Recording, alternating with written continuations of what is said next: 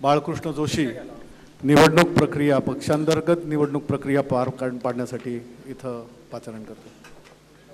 निवडणुकीच्या प्रक्रियेला मी सुरुवात करीत आहे।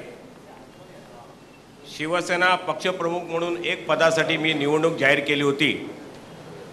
त्यासाठी माझ्याकडे एक अर्ज आलेले आहेत। माननीय श्री उद्धवजी ठाकरे यांचा एकमेव अर्ज आलेला असल्या कारणाने मी जाहीर करतो की श्री उद्धवजी ठाकरे हे शिवसेना पक्षप्रमुख म्हणून मी त्यांची निवडणूक जाहीर करीत आहे।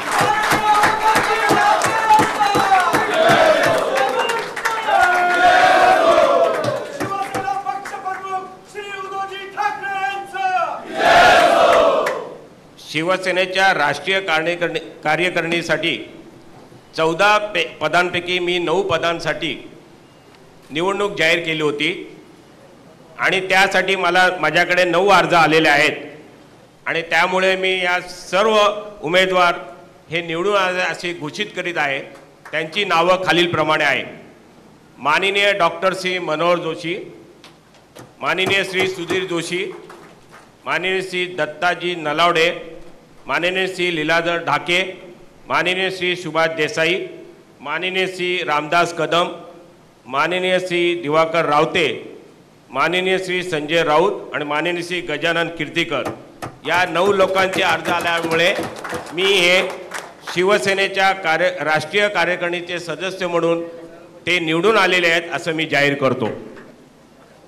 शिवसेना उपनेते म्हणून 21 पदांसाठी मी निवडणूक जाहीर केली होती आणि त्यामध्ये मला 21 अर्ज माझ्याकडे आलेले आहेत आणि त्या 21 उपनेत्यांची मी नावं घोषित करीत आहे।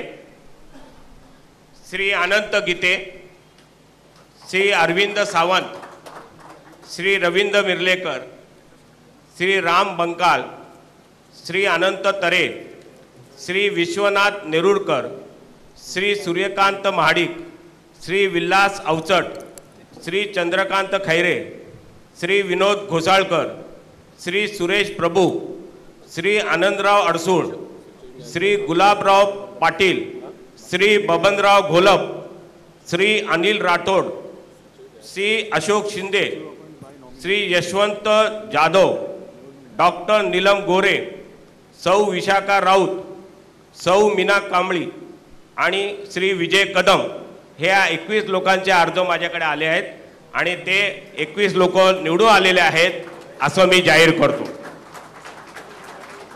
या प्रतिनिधी सभेला उद्धव साहेबांनी जे मार्गदर्शन केलं त्याचा थोडक्यात गोषवारा 1 मिनिटात आपल्याला दाखवतोय। व्यासपीठावरील शिवसेनेचे सर्व मान्यवर नेते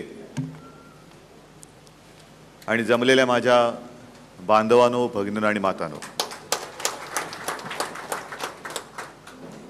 सर्वप्रथम मी आपल्याला धन्यवाद देतोय, आभार मानतो आहे।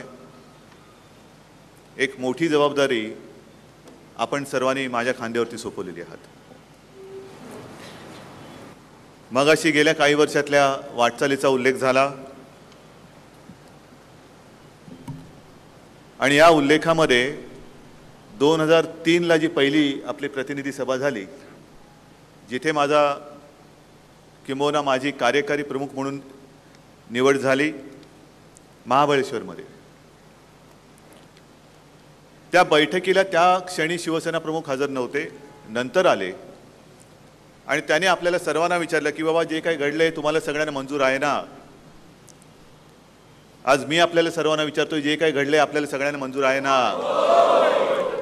आपल्यामध्ये कोणी महेश जेठमलानी नाही ना?